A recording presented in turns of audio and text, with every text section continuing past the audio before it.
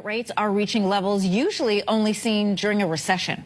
Data released by Statistics Canada shows that the youth unemployment rate for Canadians aged 15 to 24 reached 14.5% last month. That's the highest it's been in over a decade, excluding the pandemic. For more on what's behind this growing number, we're joined by Andrew Grantham. He's a senior economist with CIBC. Good to have you with us today. Hi, thank you for having me. As we just set up, unemployment for young Canadians has hit 14.5%, significantly higher than the national average, which sits at 7.1%. Why are we seeing this higher unemployment rate for our young Canadians? Well, that's a great question. It's really difficult for young Canadians at the moment. Now, unfortunately, when we do have a weak labour market, a rise in unemployment rate, it is typically young people who find it the hardest to get jobs, because young people are the new flow of labour into the labour market. They're young people looking for a part-time job while they study, or maybe they're new graduates who are looking for their first full-time job. So they are always the people who are presenting the new supply into the labour market. So when the labour market is weak, and people are not hiring, then unfortunately young people do often see their unemployment rates rise more than the national average. And that's the thing, man. It's like, I don't even recognize Canada with all of these immigrants coming here, man. Like, why would people come to this land, come to this continent and just live here when you can live back home and just take the land from people that lived here before? I don't know why we're talking about that. I just want to talk about hockey, and they're coming here and they're taking our jobs. I can't even order coffee without using Google Translate anymore. You're a pretty accomplished plumber. I don't know why you're wanting to work in Walmart. Are your kids trying to get a job there? Why would my kid be something lame like that? You think my kid's gonna be a burger flipper, bro? Whatever, man. You were just talking about the job. Oh, whatever, man. Yeah, I hope the Oilers do good this year. So Salesforce lays off 4,000 people and they want to blame AI. The people who worked at Salesforce are saying that it's not due to AI. They basically are outsourcing the jobs and are paying people to do the labor way cheaper. Like, they're outsourcing it to the Philippines. And the part that is integrated with AI is doing the basic bare minimum. Do you know how scary it is to hear that Salesforce laid off 4,000 people? If you know how many organizations and companies use Salesforce, that is scary. And what I'm predicting and feeling like is when those organizations realize that Salesforce has laid off 4,000 people, they're going to cut people whose job is related to managing their Salesforce and how they use Salesforce. Because they may see it as, if Salesforce can lay off 4,000 people and integrate AI to do the job, why can't we? I can see this being a very huge trickle effect, and I don't know why people are getting comfortable with replacing humans to do jobs with AI efficiency. And the fact of the matter is, the news story that I was watching was basically saying that, even down to people who are in media and entertainment should be in fear of their jobs, because even AI can come in with integration and basically wipe out someone who, is in marketing. I just really don't get it. The climate that we are living in, the way people are just willing to toss people's livelihood away for AI samples of work, ridiculous. And then they bring in an HR consultant who's like, yeah, you need to make yourself more valuable behind your role. Valuable behind my role? Next up, you're going to be cutting marketing executives, clearly. Hi, amazing people. Hope you're doing fine. Welcome to this beautiful channel. If it's your first time coming across my videos, I'm Milka. And so, as you've seen from the prelude, that there is a increase, the rate at which Canadians' unemployment rate is increasing is very risky. Lots of Canadians are complaining about not finding jobs or being jobless. Even some students are complaining that the Indian immigrants or the international students have taken away their jobs, which is really so bad, because mind you, these people were using this, or the money at which they were paid, they were using to fund their businesses, to sustain their lives. And now when someone, like you being told by your boss, like you can no longer come here again, or your job is over, it's really bad, and it hurts lots of people. Mind you, the Canadians, it's their country and they're not finding jobs themselves, but you find some, like the TFW program, which helps the immigrants to get jobs, and yet their own people are not finding these jobs. I actually made a video whereby a conservative leader, Pierre, was calling head of TFW program so as to consider, or to be considering Canadians first while during these jobs hiring, which could be very also helpful, but on the other side it might affect the Canadians economy. You can go and watch that video and get to understand what I'm really talking about. I've researched some clips in relation to this issue. I would like us to watch these clips. Please watch them up to the end so that you can get to hear my commentary at the end. But before we get into this, I would like to urge you, if you have not subscribed to my channel, you can just consider supporting this channel by... So I haven't had a job since 2023, and it's 2025, almost 2026. I don't know why it's so, well, I guess I do know it's hard in Canada, because like all the companies are hiring like the immigrants coming in, and also I'm not the type of person to be like, oh, this isn't Canada, this is India. I think that's kind of crazy, but I also just need a job. So shit, it's hard. I have a good resume. I've had like friends that I know look at my resume that like work in like hiring people and like HR. I've worked with like employment places that help me build my resume, all this stuff. I have so many certifications. I could do assistant work, executive assistant, like all that kind of stuff, assistant wise, personal shopper, manager. I've managed a bunch of stuff before. I've worked at Salvation Army Church. I've done like phones and food bank and like appointment settings and stuff like that, which again ties into assistant. I've done babysitter. What else have I done? I worked at don't like Starbucks now because Free Palestine, but I worked at Starbucks before. What else have I done? I've just done a bunch of stuff. I do social media now, and I've also helped my sister that has her own like big social media like brand and stuff like that. So I just am stuck and I need extra income, and being in Canada there's not like a creator fund, so like I can't post something and it like blow up and I get money. It just blows up and that's it. So I'm trying to get to 1,000 followers or more. Well, I'm trying to get to more, but I really want to join the pilot program. I think that's what it's called in Canada. But I'm struggling, and I don't know what else to do, because like I applied for Winners, I applied at like Tim Hortons and all those places like that, and in store and online and through different websites. HomeSense and Winners too, which it's going to be seasonal because it's going to be like fall and Halloween and then Christmas and stuff like that. So I don't know what is going on, but I'm like applying to stuff every single day, and then I'll take like a week or two break and I apply. And I've done like cover letters. I've also readjusted my resume to go specifically for certain jobs. So I just don't understand what is going on. So if anyone knows of anywhere that's hiring, and I also want to do remote work, but I need a new computer. So like if I was to get remote work, I need a good computer or someone that supplies that for me. And I would get a new computer, but again, I don't have any extra income except for bills.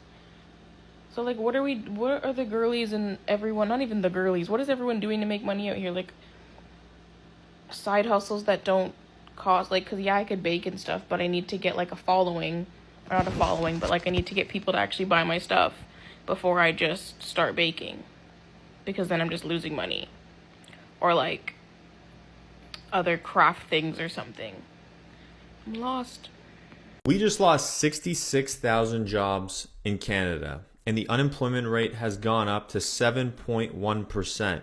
That's the highest level we've seen since May of 2016, if you don't count the pandemic years, of course, because that was an anomaly.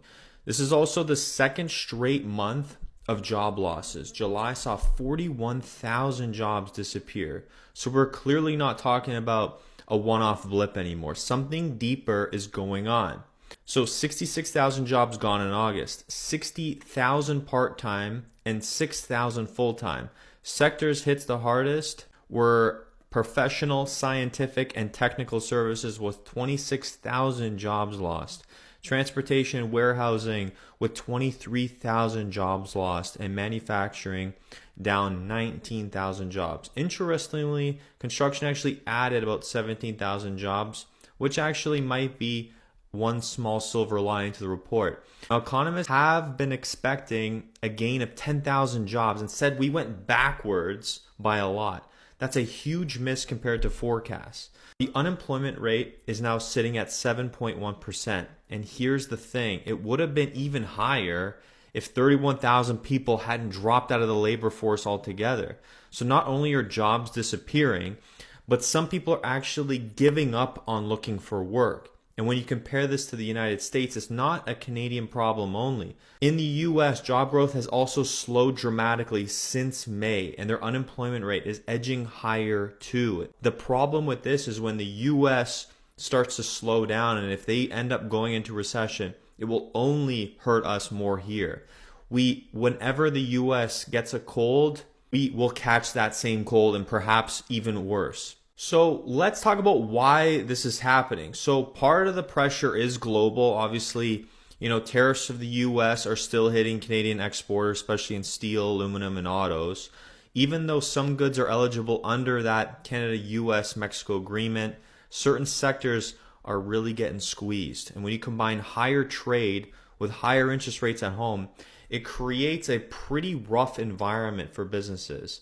And when businesses feel the squeeze, hiring slows, or worse, layoffs start, people get let go. Now, what does this mean for the Bank of Canada? This is where markets are really going to pay attention, okay? The jobs report basically convinced the market that the Bank of Canada will have no choice but to cut rates at the next meeting on September 17th, which is just 12 days from now. Economists from TD say we could see 2/4 point cuts before the end of the year. Capital Economics went even further, saying September cut is almost nailed on. So a cut in September or in 12 days is almost for certain now, right? There is a chance it might not happen, but the odds are now stacking up for a cut. But there's a balancing act here that we have to remember. Inflation numbers come out on September 16th, so one day before the Bank of Canada's decision. So if inflation stays a bit sticky, they'll be nervous about cutting too aggressively. And they really don't want to fuel another round of price spikes of inflation, right? So with these job losses stacking up, it's hard to see them staying on the sidelines any further.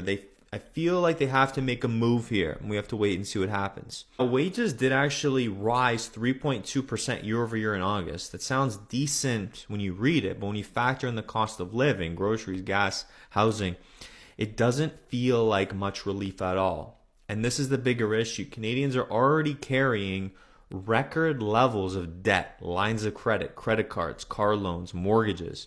We are so stretched with debt. Okay, when jobs disappear, those debt loads don't just vanish, right? People's debt doesn't disappear when they lose a job. In fact, that's when the problems compound and get worse. That's why household finances are at a real risk right now. And I don't mean to be negative. I'm just reporting straight facts, numbers, and data in my own way. Obviously, I'm trying to tell it to be a story to you so you can understand it. I don't like that I have to tell people this or that I have to say this, but my whole goal is to be honest and truthful about what's happening in Canada and with real estate right now. I'm not going to sugarcoat it for you, saying that prices are going to go up from here, because they aren't, in my opinion. Now, let's connect this obviously to real estate. Some analysts are arguing this is setting up for the next housing boom. I don't think so at all.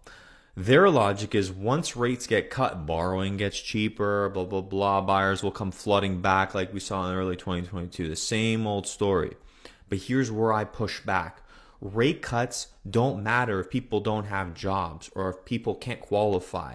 You can't qualify for a mortgage if your income isn't stable or high enough, or if you lose your income. Yes, construction is adding jobs, and yes, lower rates could free up some demand, and it will get people off the sidelines. If unemployment keeps climbing like it's doing now, and this is something I've been watching for months, actually this whole year I've been talking about how we need to keep our eyes on unemployment, that's going to put a lid on housing demand, at least in the short term.